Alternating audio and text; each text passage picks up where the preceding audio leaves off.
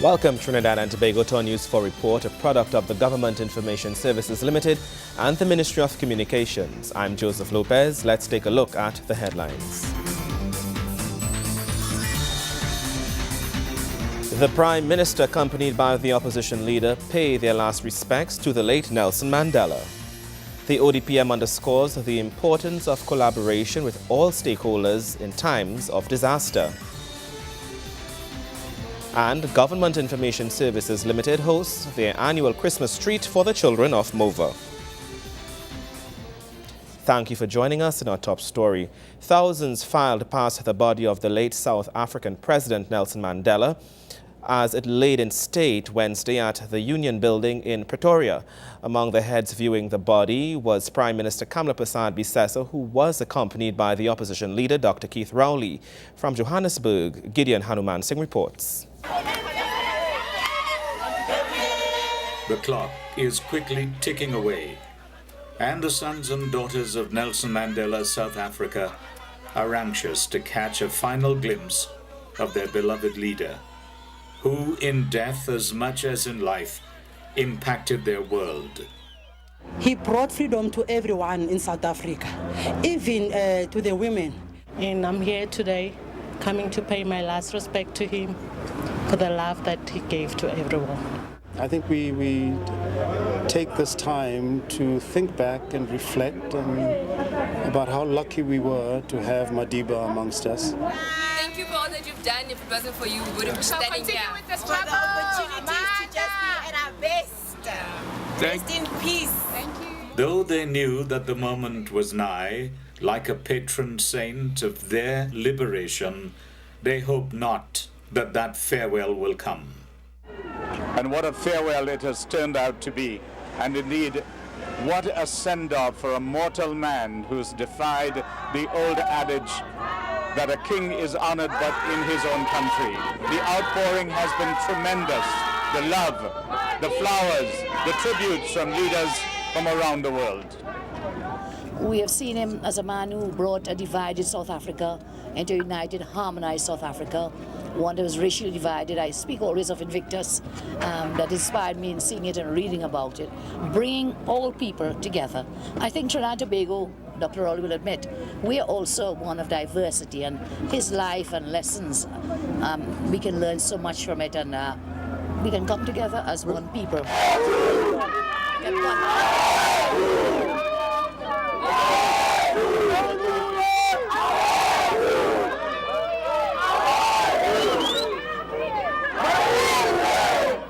One could not help but say to oneself that it's all true, what is being said about Nelson Mandela. It's just not made up.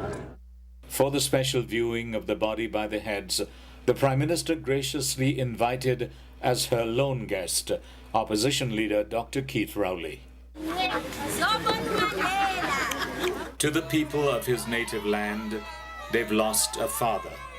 To the world, Nelson Mandela was the great physician who prescribed love to conquer hate, adored by millions whose lives he touched in the continent and elsewhere. Their hopes for an even better South Africa has become their mission as they celebrate the life of the man they call their Christ. Gideon Hanuman Singh reporting from Johannesburg. In other news, the ODPM is seeking to highlight its latest strategies and coordinated functions that all promote prevention, mitigation, preparedness, response, and recovery. This was the focus of the ODPM Practices Conference, where its CEO, Dr. Stephen Ramroop, underscored the importance of collaboration with all stakeholders in times of disaster. This is where it all happens, the coordinating center located at the Office of Disaster Preparedness Management, or DPM headquarters, where all systems get the go to respond strategically in times of disaster. These spaces see the coming together of all forces during times of national emergency, such as members from the Defence Force, Foreign Affairs, Ambulance Services, Works and Infrastructure Ministry, local government agents and other critical agencies that assist in coordinating disaster responses. However, soon changes coming to the National Emergency Operations Center and the ODPM will see the two agencies work together and given the required legislation to give more authority in handling responses. Dr. Stephen Ramrup, CEO at the ODPM, says these are just some of the plans on the cards for enhancing its preparedness. What will happen now is we'll have a fusion of liaison officers that will communicate back to the police and the fire and the military. So what we will do now, hopefully with the next one that comes, now that the NOC is getting more legislative teeth, we are hoping that both the ODPM and the NOC, we are hoping, as I said, we have applied as well through, we have submitted to Cabinet and a request for the change of the ODPM. We are hoping that the ODPM, instead of being under national security, goes under the Office of the Prime Minister. In most countries of the world, that is what happens. Most of the civil defense organizations or the public safety goes under the Office of the Prime Minister. However, while there might be more dormant periods free from disaster, termed peacetime state, the ODPM has a responsibility to position itself to deal with disasters and getting prepared. Dr. Ramrup explained the role of the regional corporations according to the Disaster Measures Act 1976, putting in place mitigation plans. He adds that despite this, research from the climatologists and seismic units from around the world prove that such an event is pending within the region. Under the law, they're supposed to make those arrangements so that capacity we talked about is existing at the regional level. The science is showing that we will get a major earthquake in Trinidad and Tobago. We have what is called the highest risks for earthquakes in Trinidad and Tobago, and in 1 in 250 years, we can have an event that could mess up this country. So, we have to prepare for that. And it would be foolish of me, whilst I'm the head of the ODPM in this country, to not prepare for that. And I think that's basically all I need to say about that. The science is there. Establishing this coordinated approach is based on scientific and climatic patterns. This gives an indication of when disaster can possibly occur. The Disaster Response Organization held a conference to highlight its latest strategies and plans put in place to secure its readiness in case a disaster was to strike. Mitigation Manager at the ODPM, Shelley Bradshaw, explained how disaster response plans have been formulated according to international best practices. The other UNDP project that we are also engaged in is one that speaks to capacity development for disaster risk management and has two main components, that being improving the DRM framework of policies and strategies for 4 ministries. It will involve a national assessment of mapping and ranking of critical facilities in Trinidad and Tobago, designing capacity development program for DRM in those selected ministries, initiate and implement DRM capacity development program, mainstreaming it, and develop and institutionalizing a framework for interagency collaboration. Currently, there are 27,000 first responders nationwide to tend to situations.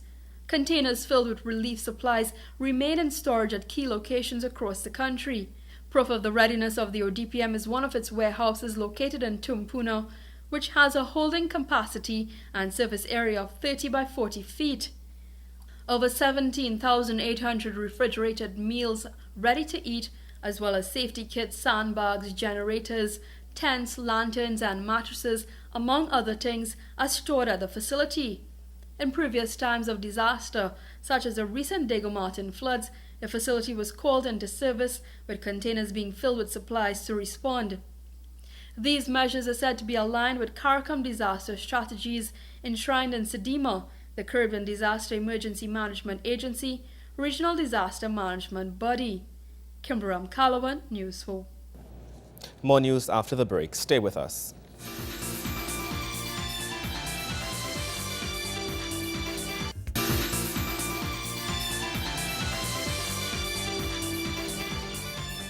Welcome back. The 16-member Child Protection Task Force, established by the Honorable Kamla Persad-Bissessar, Prime Minister of the Republic of Trinidad and Tobago, to carry out an in-depth analysis of the factors which cause an increased risk of crime against children, will submit its first report before Christmas. Chairman of the task force, Diana Mahabir Wyatt, after a media briefing with the Prime Minister at the Parliament building, said the first issue to be addressed was the matter of the Children's Authority and getting it up on its feet. There are three main areas that we're going to be working on. One, as the Prime Minister has just referred to, is Children's Authority. This has been a matter that has been in the public eye for quite a long time. And a lot of questions have been asked about why is the Children's Authority not doing what it was set up to do? Why isn't it preventing every abuse of every child? And one of the things that we are going to address first is the matter of the Children's Authority and getting it up on its feet. We hope that we will have a report for the Prime Minister before the end of the year. Mrs. Mahabir Wyatt wanted the nation to know the task force took its mandate very seriously and would not let up in the fight to save the nation's children. What we really want to let people know is that this committee that you will see, this task force, is composed of very professional people who have been in this field for a long time. We are very passionate about what we're doing. We're very serious. We're committed to making sure that things will be implemented, and we're not going to stop until we see results.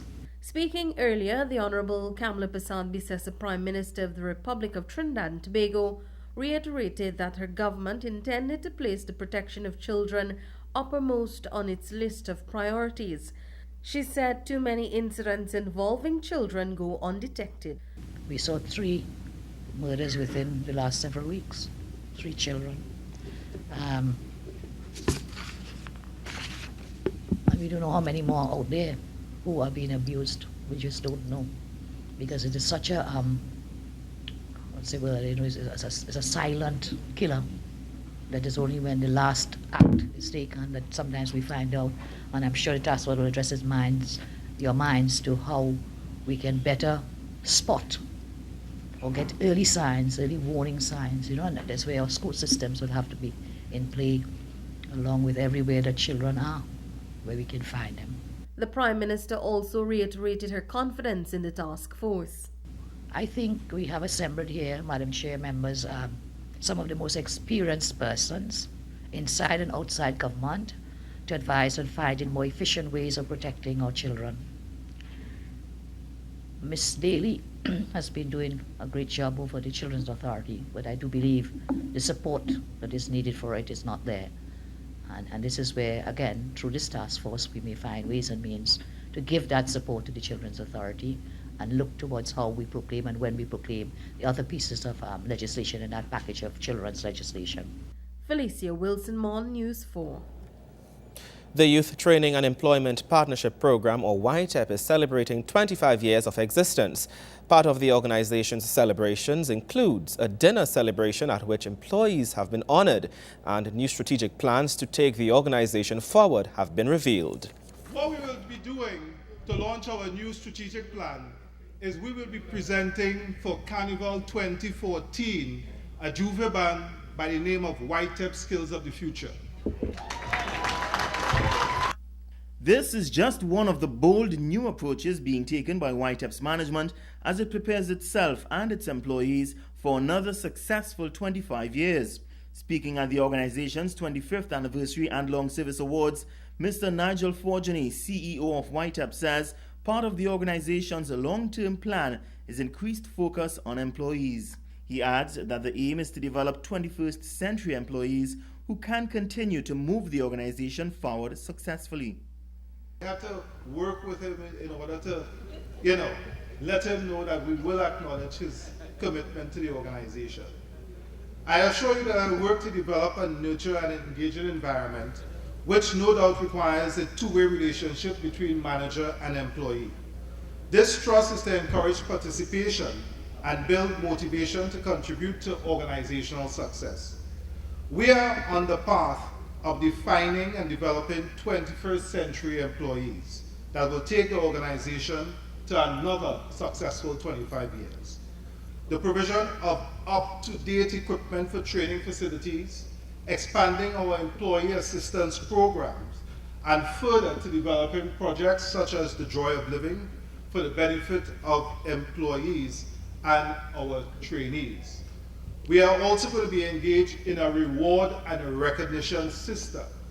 So next year, when we have this function will acknowledge outstanding tutors, outstanding technical supervisors, outstanding center managers, outstanding managers, outstanding directors, and other outstanding employees. Mr. Forjani says Whiteap also plans to improve the level of learning it offers to program participants as it aims to produce 21st century graduates. We speak about retooling for the 21st century. We are talking about introduction of new programs in addition to the ones which we already offer. We are talking about expanding in the area of digital arts applications. We are talking about cellular phone applications. We are speaking about animation for education.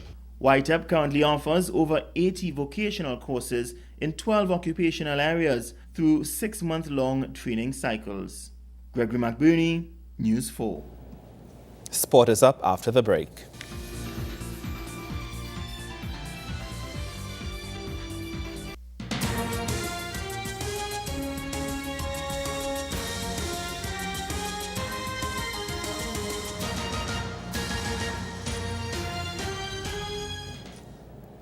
Thank you for staying with us. Cricket features in our sportscast. After New Zealand compiled a match-winning first innings total in the first test, the West Indies managed to secure a morale-boosting draw.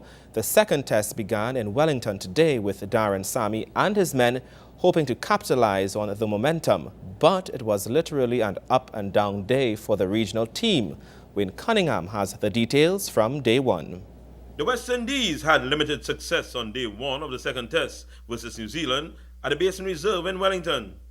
The regional team won the toss and chose to field on a grassy pitch and should have bagged more than their 6-wicket haul at the end of the 90 overs. But drop catches were the order of the day.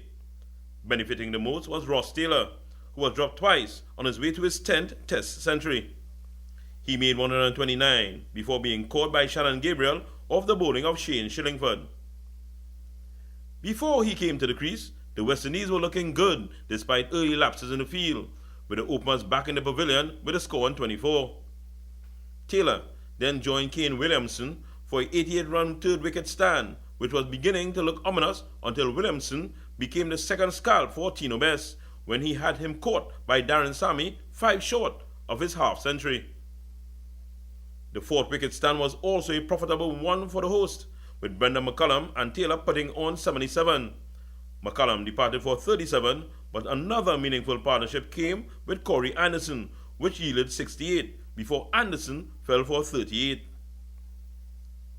Taylor was the last wicket to fall on the day as he tried to open up and take on the bowlers. He was caught at deep point by Shillingford with a score on 296 in the 88th over. The West Indies bowlers were inconsistent with line and length, but the Kiwis must feel that they did not fully capitalize. Even century maker Taylor must feel a tinge of disappointment as he was careful before going into full attack as the day neared a close. In terms of figures, the best bowler for the West Indies was Best with 2 for 66. Narsingh Deenarine was economical with his 16 overs, taking 1 for 39. Shillingford was also a bit stingy at times. He bowled 4 maidens in his 23 overs. He had 1 for 59. With the score at the end of the day on 307 for 6 and BJ Watling 8 and Tim Southee 9 in the wicket, the West Indies are truly into the tail and will hope to wrap up the New Zealand innings early in the first session on day 2. Wayne Cunningham, News 4 Sports. More news when we return. Stay with us.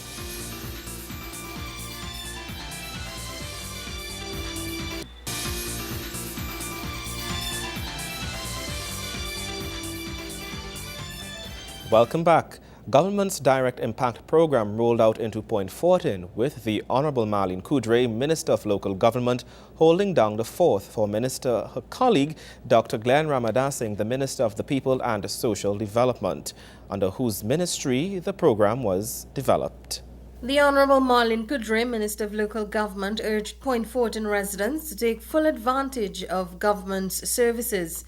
She said the youths of the community also needed to play their part in the development of their district. The minister said she had noted the many local government issues affecting residents in Point Fortin and as such has instructed the permanent secretary in her ministry to set up a unit to deal with such issues. The unit will service the entire country. Now, having come down to Point Fortin, what I also noted as Minister of Local Government, that people have a lot of issues with local government services. So as Minister, I have asked the permanent secretary in the ministry to activate a similar unit called the People's Resolution Unit, People's Issues Resolution Unit in local government. And I'm hoping to bring, when that unit is started, Point Fortin will be one of the first places I will bring that unit so that you will have some of those issues addressed along with the Point Fortin Borough Council. The government is providing funding, providing allocation, and all government bodies who receive taxpayers' monies are answerable to the people in terms of the slow rate or the non-provision of services. Minister Kudre assures in the new year, after Cabinet's approval, everything will fall into place. We are going through Cabinet approval and all that to get the staffing of that unit. So we'll see you again, and we are every government, ministry, department, institution, state enterprise that is providing services. We are doing the outreach to all communities in Trinidad and Tobago to let you know what is being provided and how you can access those services. Felicia Wilson, Mon News 4. 'Tis the season to be jolly, spread goodwill and bring cheer. And this is indeed what the staffers of the Government Information Services Limited did when they hosted their annual Christmas treat for the children of Mova. The banner of this year's Government Information Services Children's Christmas Party stood boldly declaring that giving is showing love, the theme adopted for the event. It was most fitting as the staff entertained, shared deliciously prepared meals, snacks and drinks. But the event could not end without the man dressed in red and white, Santa Claus, his sole purpose understood by the children as the man with the presents, and he did not disappoint. The children received gifts bought through donations from GISL staff members who were on a special drive to ensure every child in the community received something special for the Yuletide season.